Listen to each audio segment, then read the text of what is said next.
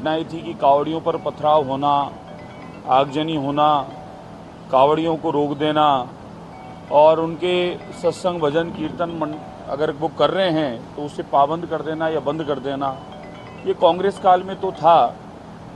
लेकिन अभी ये बीजेपी के आने के बाद में पूर्णतः बड़े आनंद से कावड़िए भी चल रहे हैं, शिव यात्राएं भी चल रही है, अभिषेक भी हो रहे हैं, सब हो रहा है।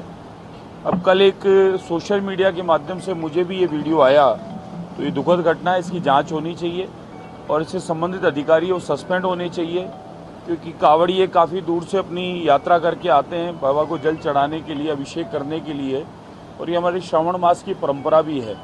तो इसमें किसी प्रकार का व्यवधान नहीं होना चाहिए। और अगर पुलिस ने भी ऐसा काम किया या थाने के द्वारा हुआ है, क्योंकि अभी सच्चाई पता नहीं है, अभी ये पता नहीं है कि वो पुलिस से बहस हुई है, क्योंकि वो ड्रेस जो दिख रहा है उसमें सिविल ड्रेस में दिख रहा है वो व्यक्ति, तो ये कह नहीं सकते वो पुलिस का ही है कि बाहर का है। हाँ, ये जरूर है कि आपस में कहासुनी और मारापीटी हो रही है, वो ठीक नहीं है। कावड़ियों के साथ में किसी प्रकार का अभद्र व्यवहार हो उचित नहीं है। अगर अधिकारियों ने किया है तो उसकी जांच होनी चाहिए और वो सस्पेंड होने चाहिए। मुख्यमंत्री को दोबारा जान से मारने की धमकी मिली है, क्या लगता है कानून व्यवस्था सही चल रही है? कानून व्यवस्था मजबूत है, लॉ एंड ऑर्डर का पालन हो रहा है। आदरणीय मुख्यमंत्री महोदय जब से आने के बाद पूर्णतः एक्शन में है और उन्होंने माफियाओं का यह राज खत्म कर दिया। जैसा कांग्रेस काल में माफियाओं का यह राज था, कांग्रेस काल में अनगिनत यहाँ पर माफिया पनप रहे थे और बाहर के दूसरे प्रदेशों के माफिया यहाँ पर अपना अड्डा जमा चुके थे। फिरौतियों का काम, धमकियों का काम यहाँ अनलीगल बहुत चल रहा था और हम लोगों की ये पूरे बीजेपी की आवाज़ थी कि माफियाओं का राज समाप्त हो, और आदरणीय मुख्यमंत्री आने के बाद में माफियाओं का राज समाप्त हुआ। जिस प्रकार से आप देखेंगे कि मेवात क्षेत्र में जो काम हो रहे थे साइबर क्राइम का, वो समाप्त हुआ। तो कहीं ना कहीं मैं मानता हूं कि माफिया राज समाप्त हो रहा है, तो जो भीतर में जेल में अंदर जा रहे हैं या बैठे हैं वो तड़प रहे हैं, परेशान हो रहे हैं, क्योंकि कहीं ना कहीं मुख्यमंत्री महोदय ने मामला टाइट कर दिया और इनका राज खत्म कर दिया, इनका रोजगार छिन गया।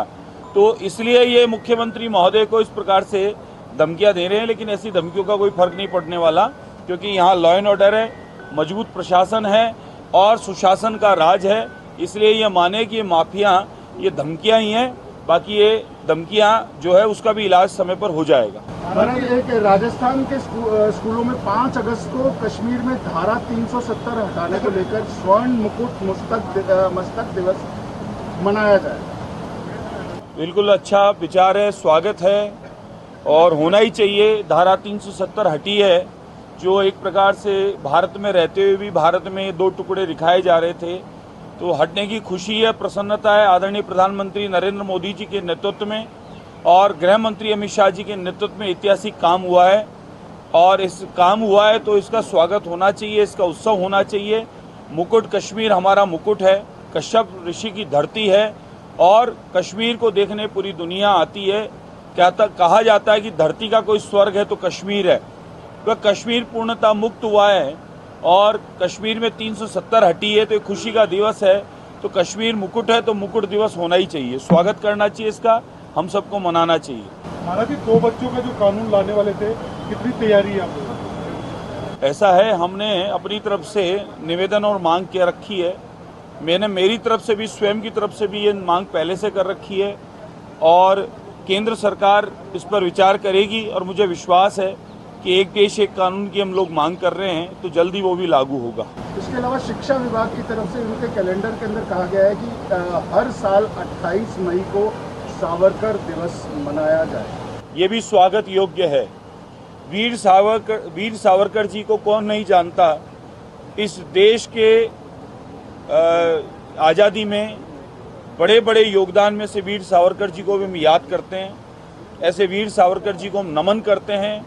ऐसे वीर सावरकर जी की गाथा, वीर सावरकर जी का बलिदान और वीर सावरकर जी की जो किए हुए कार्य हैं उनका गुणगान होना ही चाहिए और उस दिवस को भी मनाना चाहिए।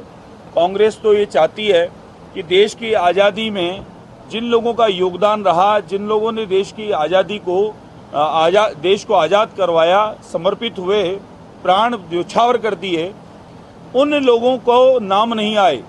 तो कांग्रेस ऐसा चाहती है, लेकिन भारतीय जनता पार्टी वह प्रत्येक आज़ादी की लड़ाई में जो भाग लिया है, छोटे से बड़ा सभी जाति धर्म का, उन सबका मान सम्मान बढ़ना चाहिए और आने वाली पीढ़ी को इसके बारे में पता चलना चाहिए।